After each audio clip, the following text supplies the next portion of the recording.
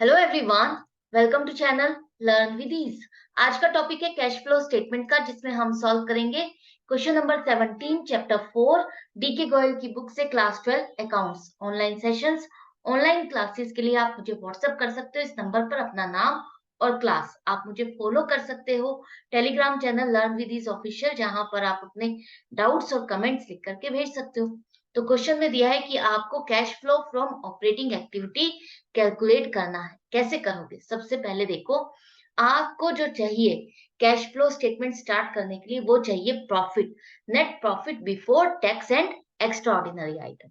तो वो कैसे निकालोगे? यहाँ पर आपके पास प्रॉफिट दिया गया है, balance in statement of profit and loss, मतलब कि प्रॉफिट एंड लॉस अकाउंट का जो प्रॉफिट आपका है वो आपके पास है 4,10,000। ये वाला प्रॉफिट आपके पास है।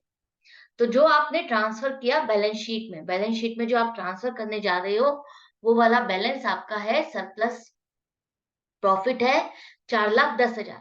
अब आपने इसमें से कुछ इसका इस प्रॉफिट में से पहले कुछ पार्ट रिजर्व में भी ट्रांसफर किया है, कोई डिविडेंड डिस्ट्रीब्यूट किया है या कोई टैक्स काटा है, प्रोविजन किया है, वो सब कुछ आपको ऐड बैक करना होगा ताकि आपको मिल सके profit before tax and extra ordinary item. तो बिफोर टैक्स के लिए आपको करनी है वो सारी चीजें, वो एडजस्टमेंट्स। तो सबसे पहले 4,10,000 आपके पास प्रॉफिट आ गया।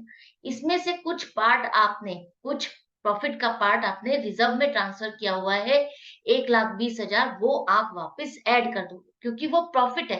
पूरे साल में से अगर आपको जो प्रॉफिट हुआ वो सारा आपको लेना है, चाहे वो रिजर्व में ट्रांसफर किया है चाहे नहीं किया। तो रिजर्व में जो ट्रांसफर किया वो भी तो प्रॉफिट का पार्ट है, वो आपको ऐड करना है। इसी तरह से आपने जो अपनी इनकम पर प्रोविजन किया टैक्स का, वो जो टैक्स आपने प्रोविजन किया है, वो आपने प्रोविजन किया है, टैक्स की पेमेंट नहीं की। ड्यूरिंग द ईयर जो भी आपने प्रॉफिट अर्न किया, अब आपने उस पर टैक्स कैलकुलेट किया जिसका आपने प्रोविजन बनाया, पेमेंट नहीं की। इसकी पेमेंट आप कब करते हो? इसकी पेमेंट करोगे आप 31 मार्च के बाद।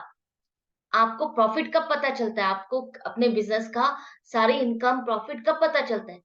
1 अप्रैल से 31 मार्च तक आप पूरा वेट करते हो, कैलकुलेट करते हो, बिज़नेस करते हो, उसके बाद ही आप कैलकुलेशन करते हो।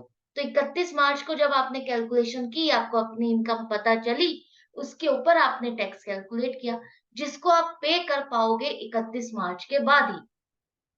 तो वो आपकी इस फाइनेंशियल ईयर में, जिसके लिए आप कैश फ्लो स्टेटमेंट बना रहे हो, उसमें आपने इस करंट ईयर का टैक्स पे नहीं किया, वो सिर्फ प्रोविज़न है।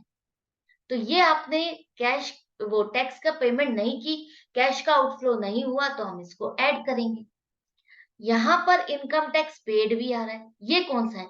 ये इनकम टैक्स पेड आपका वो है जो आपने पिछले साल प्रोविजन किया था। पिछले साल का जो प्रोविजन किया था वो अब आपने इस साल पेमेंट की। तो आई होप आपको समझ में आ गया टैक्स का मैकेनिज्म कैसे चलता है। इस साल आप प्रोविजन करते हो और पेमेंट अगले साल उसकी होती है। तो अगर आपने इस साल पेमेंट की है किसी टैक्स की, तो वो पिछले साल की पेमेंट है, वो इस साल की नहीं। तभी तो देखो दोनों में अमाउंट में भी फर्क आ रहा है।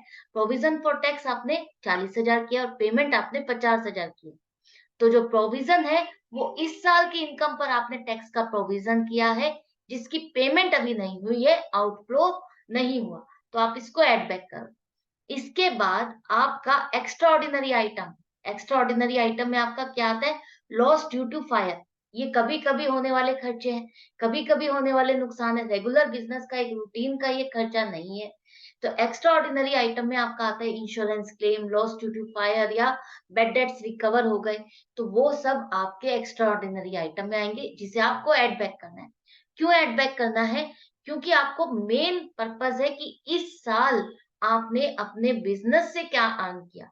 जो रेगुलर बिजनेस चलता है तो उससे आपको आपको क्या इनकम हुई, क्या प्रॉफिट हुआ, वही आपको निकालना है। तो 6.5 लाख हो गए। इस 6.5 लाख से आप अपना कैश फ्लो स्टेटमेंट स्टार्ट करोगे। 6.5 लाख। अब आपको कुछ एडजस्टमेंट करनी है नॉन कैश आइटम और नॉन ऑपरेटिंग आइटम की। नॉन कैश आइटम में आपका आता है डेप्रिसिएशन, कोई patent preliminary expenses right of किया है, अमोर्टाइजेशन एक्सपेंस राइट ऑफ किए हैं, जिसमें आपका कैश का आउटफ्लो नहीं हो रहा, लेकिन आपने उसको खर्चे में डाला। खर्चे में डाला, प्रॉफिट कम कर दिया। हमें कौन से यहाँ पर खर्चे लेने जिससे कैश का आउटफ्लो हुआ है? और ड्यूरिंग द ईयर का है। तो यहाँ पर आप देखो कोई आपने ऐसा कोई खर्चा डाला है? हाँ, एक तो डेप्रिसिएशन आ रहा है आपका 60,000, नॉन कैश आइटम है जिससे आपका कैश का कोई आउटफ्लो नहीं हुआ, एड बैक कर दो। ऐसे ही पेटेंट्स रिटर्न ऑफ, पेटेंट्स आपने जब भी कोई खरीदे हैं, कोई परचेज किए हैं, तब आपने उसका आउटफ्लो किया है जब परचेज किया है। अब आप इस खर्चे को धीरे-धीरे खर्चों में डाल रहे हो, प्रॉफिट एंड लॉस अकाउंट में डाल रहे हो, इससे आपका कैश का आउटफ्लो नहीं हुआ, तो आप इस पेटेंट्स जो राइट ऑफ करते हो, जितने भी खर्चे अगर आप राइट ऑफ करते हो, उससे आपका कैश का आउटफ्लो नहीं होता, तो आप उसको नॉन कैश आइटम मानोगे, 10,000 रुपए एड बैक करो। 70,000 इस तरह से हो गया। इसी तरह से gain on sale of machinery, gain on sale of machinery 20,000 हुआ। ये आपका नॉन ऑपरेटिंग आइटम है। क्यों? सेल और परचेज ऑफ मशीनरी आपका आएगा इन्वेस्टिंग एक्टिविटी, जहां पर आप कोई एसेट खरीदते हो और बेचते हो। अगर बेचने पर आपको प्रॉफिट हो रहा है, तो वो आप ऑपरेटिंग एक्टिविटीज में कवर नहीं करोगे। ये प्रॉफिट आपको इन्वेस्टिंग एक्टिविटी में हुआ है, तो इन्वेस्टिंग एक्टिविटी का पार्ट है ये, तो हम यहाँ पर इसको कवर नहीं करेंगे। ये गेन है, हम माइनस करेंगे। क्यों करेंगे? प्रॉफिट था ये, आपने इसको प्रॉफिट में ऐड किया होगा। हमें ये प्रॉफिट नहीं चाहिए तो हम इसको लेस करेंगे। हमें तो नॉर्मल बिजनेस वाला प्रॉफिट चाहिए हमें, तो लेस करो। तो अब आप कहोगे ये कवर कहाँ होगा? ये कवर कहीं नहीं होगा। आपका ना इन्वेस्टिंग एक्टिविटी में आएगा, ना ही फाइनेंस एक्टिविटी में आएगा। क्यों नहीं आएगा? क्योंकि एक तरह से जब आपने मान लो 1 लाख की मशीनरी को 1,20,000 में बेचा, तो आप जो इन्वेस्टिंग एक्टिविटी है वहां पर मशीनरी को सेल करने पर जो आपको पैसा मिला 1,20,000, वो दिखाओगे कि मुझे 1,20,000 रुपए मिले। आप अलग से गेन या लॉस नहीं दिखाते हो, सिर्फ आप ये दिखाते हो कि आपको इनफ्लो कितना हो रहा है और आउटफ्लो कितना हो रहा है, किस एक्टिविटी में हो रहा है। क्लियर है? आई होप आपको अच्छे से समझ में आ गया। तो ये 20,000 आपने लेस किए, तो operating profit before working capital changes आपका आ गया 7 लाख। कितना आ गया?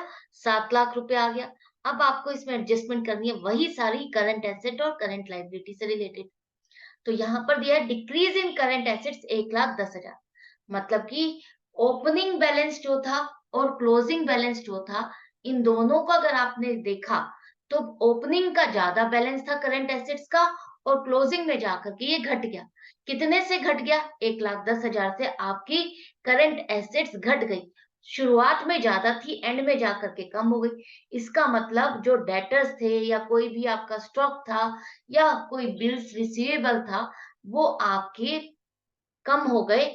आपने कुछ बेच दी, या स्टॉक को बेचा, या डेटर से पेमेंट मिली तो इनफ्लो हुआ, और स्टॉक को बेचा तब भी इनफ्लो हुआ। स्टॉक आपका कम रह गया तो भी इसका मतलब तो आपने बेच दिया ना, कम हो गया इसका मतलब आपने और परचेज ही नहीं किया, तो आपका इनफ्लो हो रहा है कैश का। तो डिक्रीज इन करंट एसेट्स 1,10,000। जब भी एसेट्स आपकी कम होती है, इसका मतलब क्या है? आपने अपनी एसेट को बेचा और आपके पास पैसा आया। इसी तरह से देखो decrease in creditors, current liabilities है, करंट लाइबिलिटीज में कम हो गए। शुरुआत में ज्यादा थे और एंड में जाकर के 60,000 से कम हो गए। इसका मतलब ये 60,000 की आपने पेमेंट कर दी, पेमेंट की तो आउटफ्लो हो गया, 60,000 का आउटफ्लो हो गया। Increase in outstanding expense, current liability है, करंट लाइबिलिटी बढ़ गई। क्यों बढ़ी? किसी को आपको पेमेंट करनी थी, आपने पेमेंट नहीं की, आपने ये कहा कि मैं थोड़े दिन बाद पेमेंट कर दूंगा, तो इसका मतलब क्या है? आपने उससे एक तरह से लोन लिया है। लोन लिया, इसका मतलब पैसे का फ्लो हुआ, इनफ्लो हुआ। Increase in outstanding expense 5,000 add करो। तो यहाँ पर ये और कोई आइटम नहीं है, बस यही थे आपके करंट एसेट और करंट लाइबिलिटी से रिलेटेड। प्लस माइनस करो तो अब आपके पास आ गया cash generated from operating activities 7,55,000। अब 7,55,000 में से आप माइनस करोगे टैक्स की जो पेमेंट की है। पेमेंट जो की है आपने टैक्स की, जो पिछले साल का टैक्स का प्रोविजन किया था, आपने इस साल उसकी टैक्स की पेमेंट की है, वो यहाँ पर आप लेस करोगे 50,000, क्योंकि ये आपका आउटफ्लो हुआ है। आउटफ्लो हुआ है तो हम माइनस करेंगे, और ये आपका ऑपरेटिंग एक्टिविटी में ही कवर होगा। आपके बिजनेस से रिलेटेड इनकम पे आपने टैक्स पे किया, 50,000 माइनस कर दो। करेक्ट है? ये माइनस करने के बाद अब आपका आ गया cash flow before extra ordinary item 7,05,000। अब आपकी जो एक्स्ट्रा ऑर्डिनरी आइटम मतलब कि जो आपको रेगुलर बिजनेस से इनकम या लॉस नहीं होते, वो अब आपको प्लस और माइनस करने हैं। अब वो आइटम आपको यहाँ पर कवर करने हैं। जो आइटम यहाँ पर आपने सी नोट नंबर 1, नोट नंबर 1 में आपने जो प्लस और माइनस किया था, कौन सा वाला? जो आपने loss of inventory due to fire आपने वहां पर प्लस किया था 80,000, वो आप अब यहाँ पर माइनस करोगे। अब आप एक्स्ट्रा ऑर्डिनरी आइटम की वजह से जो आपको नुकसान हुआ, उसको माइनस कर दो और ये आ गया cash flow from operating activities 6,25,000। तो ये प्रॉपर आपका cash flow from operating activity बन गया है। सारी चीजें हमने कवर की है, सारे स्टेप्स कवर किए। पहले आपने नोट नंबर 1 बनाया, वहां पर net profit before tax and extra ordinary item निकाला। उसके बाद नॉन ऑपरेटिंग आइटम्स और नॉन कैश आइटम्स के एडजस्टमेंट्स की, और उसके बाद वर्किंग कैपिटल के चेंजेस की एडजस्टमेंट की, और उसके बाद टैक्स की, और एंड में जाकर के एक्स्ट्रा ऑर्डिनरी आइटम वो भी आपने प्लस माइनस की। तो cash flow from operating activity निकालते हुए आपको ध्यान रखना है कितने स्टेप्स को कवर करना है। पहला, ये note number 1, second non operating activities वाला 2, वर्किंग कैपिटल 3, 4, ये कैश जनरेटेड आ गया आपका, और उसके बाद टैक्स पेमेंट के बाद, और ये एक्स्ट्रा ऑर्डिनरी आइटम। 5-6 स्टेप्स हैं जिसको आपको पूरा कवर करना है, तभी आपका क्वेश्चन कवर होगा, कंप्लीट होगा। लेकिन वो क्वेश्चन में होना भी चाहिए। क्लियर है? तो मिलती हूँ नेक्स्ट वीडियो में नेक्स्ट क्वेश्चन के साथ आपकी प्रैक्टिस के लिए। आई होप आपको अच्छा लग रहा है, सीख रहे हो, चैप्टर आपका क्लियर होता जा रहा है, कॉन्सेप्ट समझ में आ रहे हैं। मिलती हूँ नेक्स्ट वीडियो में। Goodbye and take care.